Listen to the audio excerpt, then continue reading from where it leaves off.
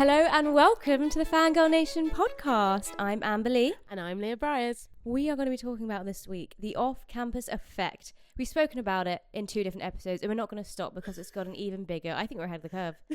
When we first started, oh my god, no one had heard about it. What else do we talk about? The Testaments, because the season finale has just come out, and something that everyone's obsessed over, this new horror movie, Obsession. Very excited. Leah, how are you? I am good today. I feel really hydrated. Oh, love that. Yeah, I drank loads and loads of water yesterday and I'm reaping the benefits. I feel the opposite. I woke up this morning like, fuck, I haven't drunk enough water. I can feel a headache brewing. You know when it's that bad? Yeah. With dehydration. I was out all day and I didn't want to have to pee a lot. So I lacked on the hydration station. Damn.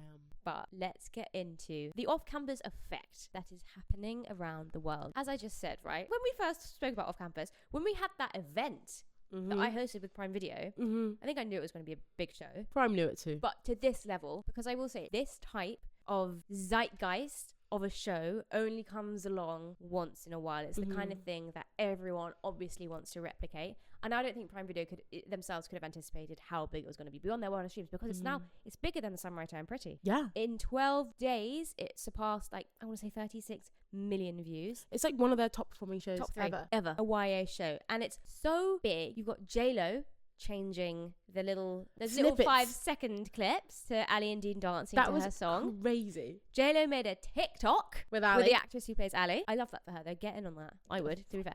And not just J-Lo, all the songs that have been in it, the streams of that song have catapulted. I've been playing. Yeah, I noticed. I was like, yeah, you were like, you listen to G-Flip. I was like, yeah. It's the Bed on Fire where they're having their sex montage, opening episode of episode 5, opening 5 minutes of episode 5. I know the exact timestamps. But it's a banging song. It's amazing. G-Flip is banging. I've been knowing about G-Flip. One of the things that really like touched my heart with G-Flip is they did a TikTok crying in their car about how every single year their top Spotify listener had been their mum, and this year it might not be someone else. It's probably me.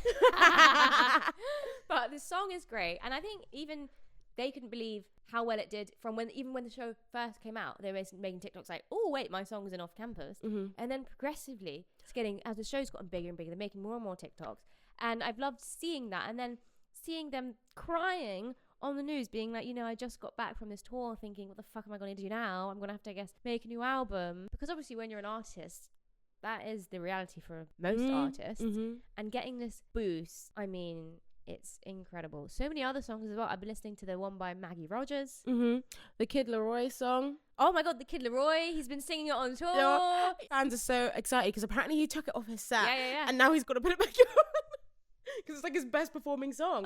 The effect is crazy. I've been listening to Vertigo by Griff. Oh my gosh, yes, Griff. I love Griff. Well, the soundtrack is 10 out of 10. One thing we didn't mention, and I said it last week, I was like, we should have mentioned the soundtrack. Yeah. So good. As well as the soundtrack popping off, everyone involved is popping off. The careers of all of them. I think, right, they did their original press tour, and then I think they added bits on because they were like, hang on a sec.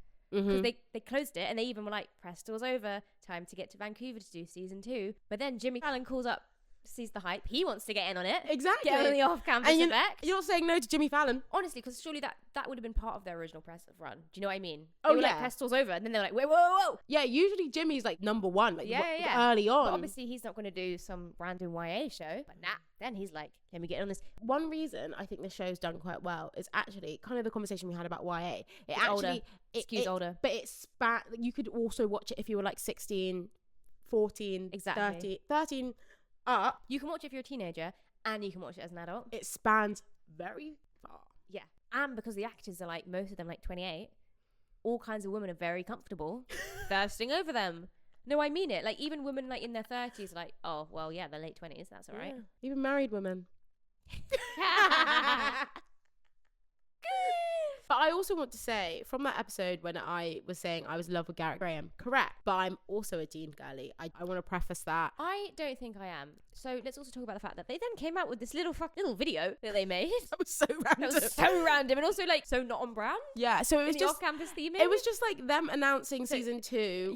Was going to be about Ali and Dean, but Belmont and Hannah were also in it. I'm calling them Belmont and Hannah. That's the character name and then the not character name. Garrett and Hannah. Do a Suki Waterhouse song. I wonder if that's gonna pick up. So it's a video of almost like a Bridgerton style announcement when they're like, season 2 is about blah blah blah, but this was like a little announcement from Prime Video being like, Season 2, Garrett and Hannah and Ali and Dean is the main love interest. But I think that was them saying, hey, first of all, we're not Bridgerton, we're not Netflix. We're not going to announce new series leads. Hannah and Garrett are still very much in the story. But Dean and Ali are the main love story. But we also know that they're setting up Logan and Gracie's love story because she's flown out to Vancouver the same way they set up Dean and Ali in season 1. I do think, though, if they're like, season 2 is Dean and Ali are the main storyline, that they could have kept in more Garrett and Hannah scenes from the first book that they cut. And I think they could have saved some of the bigger moments from Dean and Ali's story for season 2. Mainly because I love Garrett and Hannah so much. I'm a Garrett and Hannah girlie over Dean and Ali. So I wish that we had more. We've discussed this. I wish that there was more time spent on their if that was their season.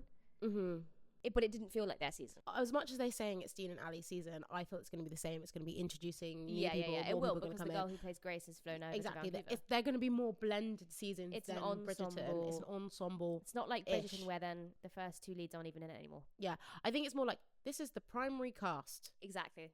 Here are your main guys. The photo shoot was funny. Wait, it was so random. It was so random. And also they're both wearing like similar red dresses. Were they outside the White House? Where were they? Why weren't they like in the ice hockey house, on campus, at the university, at the ice rink? They should have gone to the little theatre. What were they wearing? Where were they going? Why were they both in red? Exactly. Is there a nod to the books that I don't know? Because all the books, they're like skating. I would like someone to explain the creative vision. It's not that I'm not behind it. I just don't understand it. I'll take the content. It was giving prom. Or like wedding guests. Maybe they're bridesmaids. Maybe they're brides to Logan and Grace. No. Well, season 2, they specifically, the showrunner said that each season is a semester in college. Yeah. So you have semester 1, then we've got the second one. No one's getting married. Something very sad that's going to happen in season 2 though, but I won't spoil it for you. No, thank you. Obviously. And as part of the press tour, obviously, there was a little Quinn app. I also think the Dean and Ali obsession is, well, on my TikTok, strong. The chemistry was undeniable between the two of them. I think I'm gonna have to. I think I was watching it annoyed that I wasn't seeing Garrett and Hannah. So I think now I'm gonna have to go back and enjoy that and enjoy Dean and Ali and the blonde boy propaganda that they're pushing. I think he's fit. I never thought I'd fall in love with a blonde man like that. He's not in love IRL, and that's why I think I like him. Okay. He's not permanently blonde. Exactly. It was. I can sense it wasn't real. Brown hair. Also, shout out to his fiance for telling him to audition for Dean. I didn't know that. Yeah. So she was a fan of the books, was reading them, and apparently her favourite one was always Dean. And when he got this opportunity to audition for off campus, she was like, you have to go for Dean because that's her favourite man. I love that for her. Yeah. And then she was walking down the, was it blue carpet they had? Like, yeah. With her My Dean. man is Dean. Yeah. That is dreams.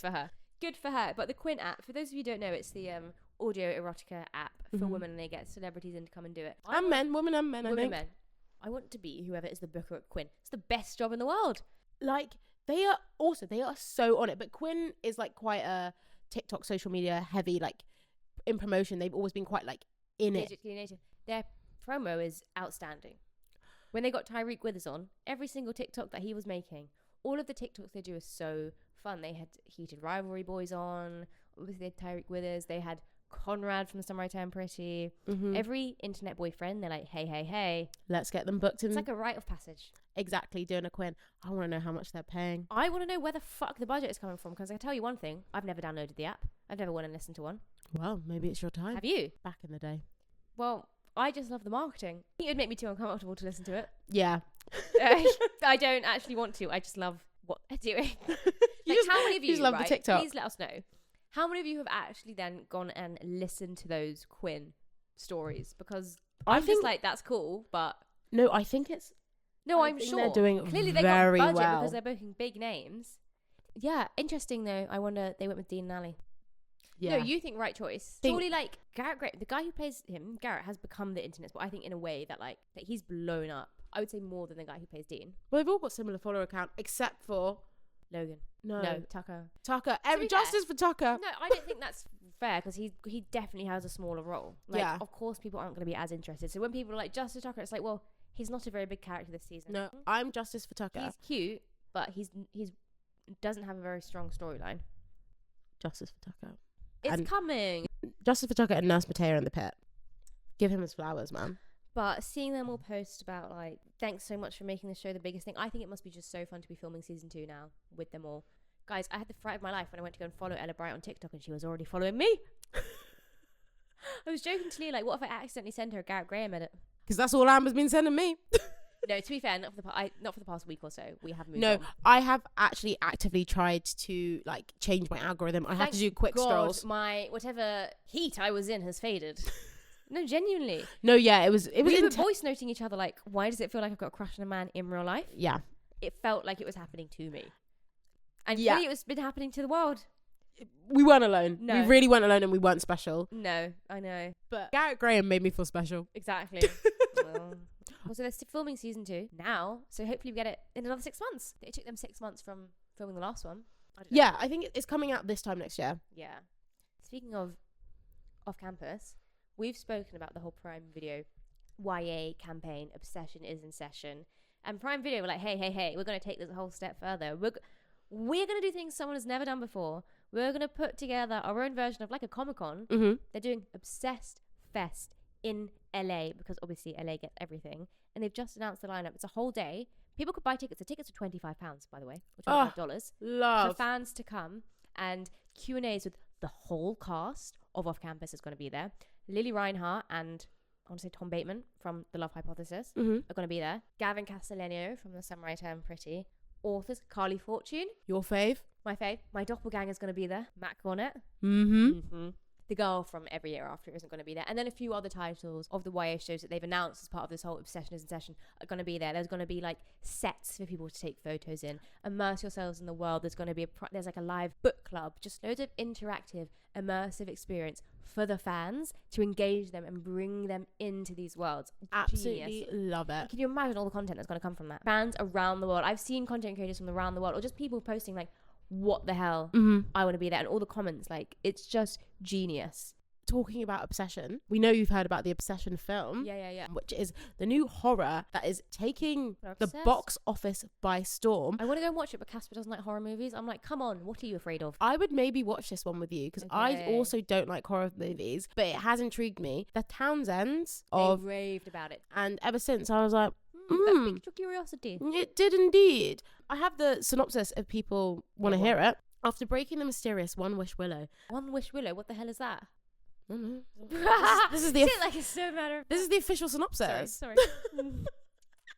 Who wrote that? After breaking the mysterious One Wish Willow, a hopeless romantic gets exactly what he wished for and discovers some desires come with a dark and sinister price. Ooh. I hear that it's about, someone being obsessed with someone. Yes. So, in short, uncovering that synopsis, it is about a guy who fancies a girl and he finds like a wishing stick or something, and he makes a wish that she becomes obsessed with him, and that's exactly what happens. It's almost like, do you remember that show? Not that show, the movie. Was it called Red or something? Where he like could type things into existence. Yes. So I think it's like a similar vibe. There's lots of things. It's but like that was not a horror. This is a horror. This is a horror. I'm assuming it ends crazy stuff happens. But why this has become so big is I think they've like lent on the Gen Z audience, because the new thing at the moment is actually Gen Zs are the people keeping cinema alive, and they've done something that is interesting for Gen Zs. It's something new. It's something different. They've also brought a director in to come do something different. They've funded it. When I say funded it as well, it's one of the best like ROIs in film history. They've had a $750,000 budget, and by the time this episode comes out, they would have made $100 million in the box office, and they've made the top 5 films in terms of like ROI in the box office in the first few weeks. The other ones that stand up to that are Rocky, the first Rocky, Paranormal Activity, Mad Max, and the Blair Witch Project. Wow, interesting. So they are really making cinematic history with this. And also, in the box office, it did better in its second week, which shows that it's word of mouth that's going around. Like social usually, media. The first week is usually the best week. Popping off on TikTok. I'm seeing things, but I'm scrolling because I know I want to go and watch it. Yeah. You know me. Yeah. Want to go in blind. Exactly. But yeah, it's also got amazing reviews. It's 97% on Rotten Tomatoes. Can I tell you about another horror film that's blowing up at the moment? Go on. Backrooms. Yes. I have the heard origin of this. story of this is also fascinating. Backrooms, right? It's an A24 horror movie, and it actually started from a creepypasta. You know, creepypasta is like the internet weird culture thing. Do you know? It's like forum. It's where Slenderman came from. Yes. Okay. You haven't heard of creepypasta? No. Oh, I think it's like, I don't really know, but I want to say it's like scary Reddit.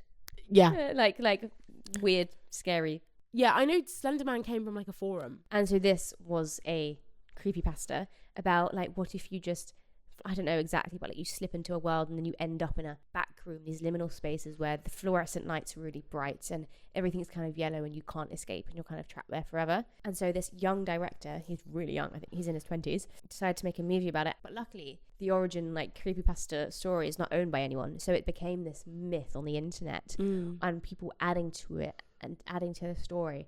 And so he's made a film about it. And it's fascinating to me, all these liminal spaces, almost like the rooms in Severance. Picture that kind of office building.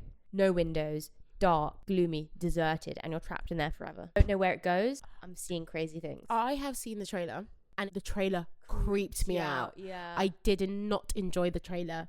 I thought that may be one I won't be going to see in the cinema. That one might Maybe be I watch one at home. at home in the day, just so I know where the story goes. Can turn it off, can pause it, can turn down the sound. Exactly. I think, a loud cinema might be a bit much. The trailer generally freaked me out, and I went. It wasn't even particularly like.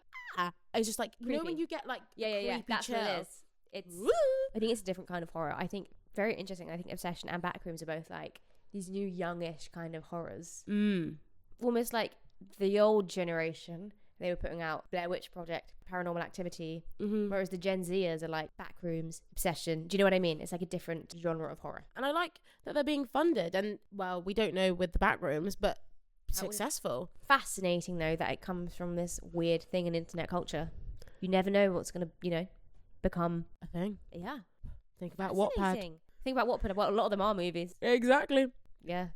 I wonder if, oh my God, Prime Video need to make an adaptation of something that was once Wattpad. Then that's just complete, isn't it? I think they already have. I think Our Faults are Wattpads. Is it? Moving on to another book to screen adaptation. The Testaments. The Testaments. Season 1 has just finished. There are going to be some spoilers ahead. We're going to talk about The Testaments. And also big news. I've just finished the book.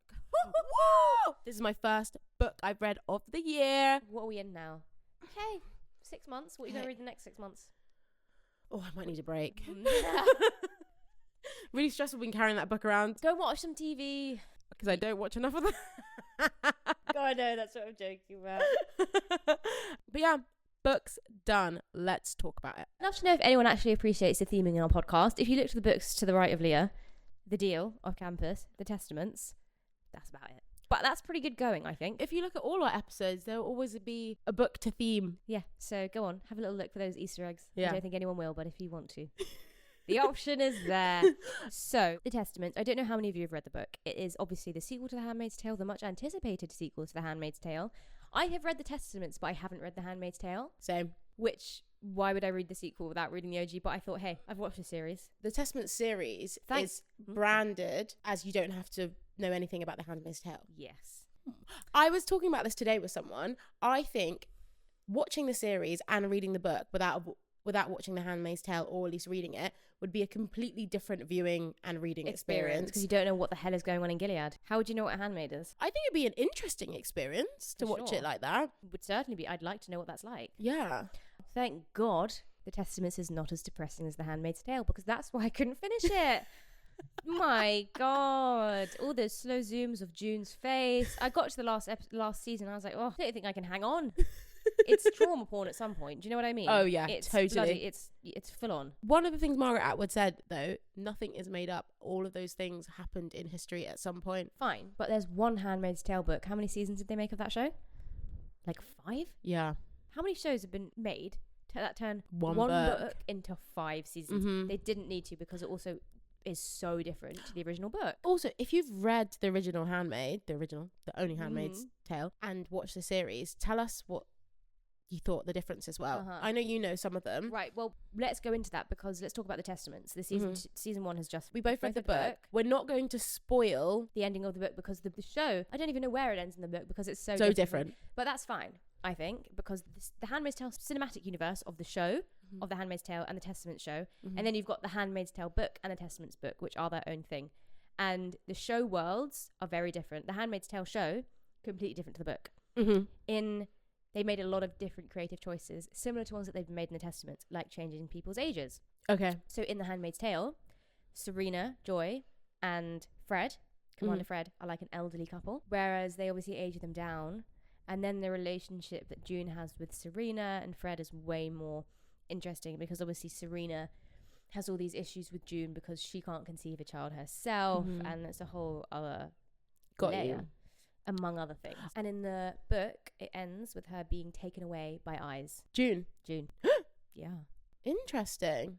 I would say, from reading the Testaments to the TV series, one thing I did really, really notice was that the characters seem way more developed, which I think is quite good. Really good, but not what I expected. I thought they would be more developed in the book. I think because the reason it's called the Testaments, right, in the book, is because they are literal written testaments of the people in Gilead that are found years later. And so they're not fleshed out in the same way, I guess, a traditional novel would be. Like, the excerpts from Aunt Lydia are letters that she's writing as proof, as documentation of things that are going on, just to record what happened. So it's actually a very different format. But I don't think any other book to screen adaptations have been so wildly different. It's genuinely nuts. When I started watching, I was like, wait a damn minute. The first big one is that Agnes and Daisy are the same age. The Pearl Girls in the book are completely different. Obviously in the show, they're like part of the school, and they've moved from outside, and they could become one of the girls. Whereas in the book, the Pearl Girls are older, right? And they've come from the outside, and they're training to be aunts. Right? Am I remembering that right? They're not training to be aunts, but they are being trained by the aunts. They're being trained by the aunts. Yeah. Yeah, but they're not like they're not at the school. Gilead schools, and they're not in those. And the aunts also leave Gilead to get the Pearl Girls, rather than like Pearl Girls going out and scouting. Yes, exactly. And the whole school system is fleshed out way more in the show, which was interesting to me, because they added all the stuff. I was like, yeah, because they've got to make how many episodes? They wanted to make multiple seasons out of this. Yeah. So is it even the source material at this point? Because also the biggest change from reading the book is Becca's storyline, which was basically the last 2 episodes of the show. So in the show, Becca kills her dad, which doesn't happen in the book. In the book, Becca tries to kill herself, and because also she's so depressed by this thought of entering the marriage mark, because she has also been abused by her dad. Yes. Whereas in the show, she hasn't been. And she doesn't believe the girls that are saying it, and then she only finally does, because Agnes tells her, and Agnes is her best friend, so she believes her. She can't believe it. She kills her dad. Very interesting storyline. Whereas in the book, she's also abused, doesn't want to ever get married because she doesn't trust men ever, and is having a horrible time. So she tries to kill herself. She gets taken to hospital, and then she actually trains to become an aunt, which is a great option, actually. Yeah, so now she's actually killed her dad. Her mum takes the fall for it. Let's just say the end of episode 9, I went, yeah. When Becca kills her dad, she goes to Agnes for help. And Agnes is like, we're going to run away, la da da da da. And Agnes goes and tells her parents, because she's like, she needs help. She needs to go to a doctor. Yeah, and they're like, don't worry, we'll get her the help she needs. And they do get her the help that they think she needs. And all these eyes descend on her. I was genuinely in shock when she's been taken away by these eyes. That was a cliffhanger I very much enjoyed. And I just want to say, Matea Conforti, if I'm saying her name right, who plays Becca, did a brilliant job. She did. She was so good. And Jason Finity. Well, a given. I will just say though, Chase Infinity and another friend of the podcast, Tyreek Withers, have been confirmed they're dating. Is it confirmed? Yeah. Sources tell people. We know that People is the reputable source. For you. Apparently they're having fun. I love when pretty people date. They're so fit. They look like siblings. Okay. No, but they do. Is that what you're into? No, I just mean like they look like each other. Do they? They do. Have you looked at them? They look like they could be siblings. They're both beautiful people. Anyway. Love that for her. Love that for him. What a treat for both of them. What a treat for the world. Imagine those babies. No. But Chase Infinity. Fantastic. I was like, Agnes, stop being pious. Why are you telling Garth to marry Becca?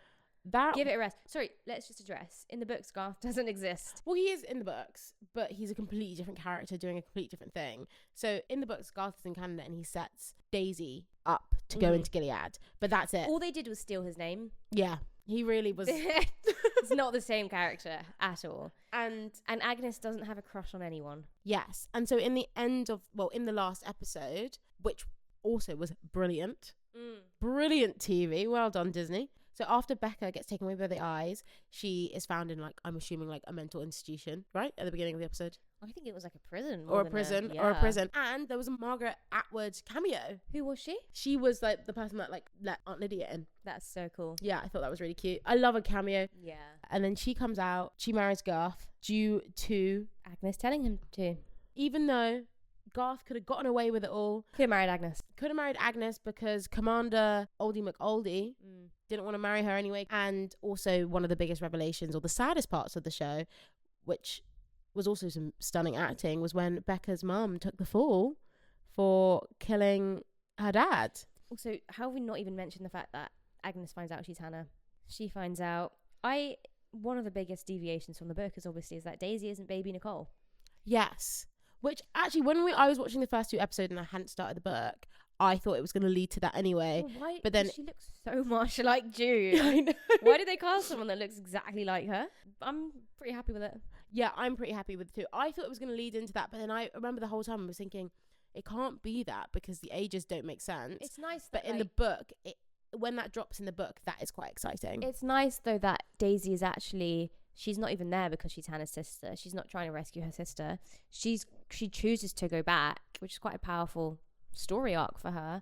Of like, she's grown to love these girls, and she's gonna try and tear down Gilead from the inside out. Love that for her. Mm-hmm. The only thing I found confusing is that June didn't know she was placed with Hannah, with Agnes, or whatever you want to call her. Yeah.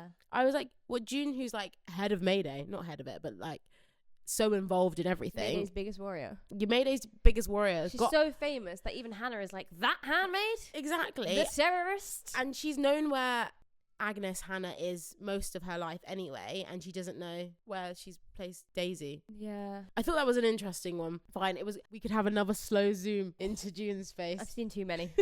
I'm glad that we're not quite doing that. But I thought the last 2 episodes were so good. I don't know where the hell season 2's got to go.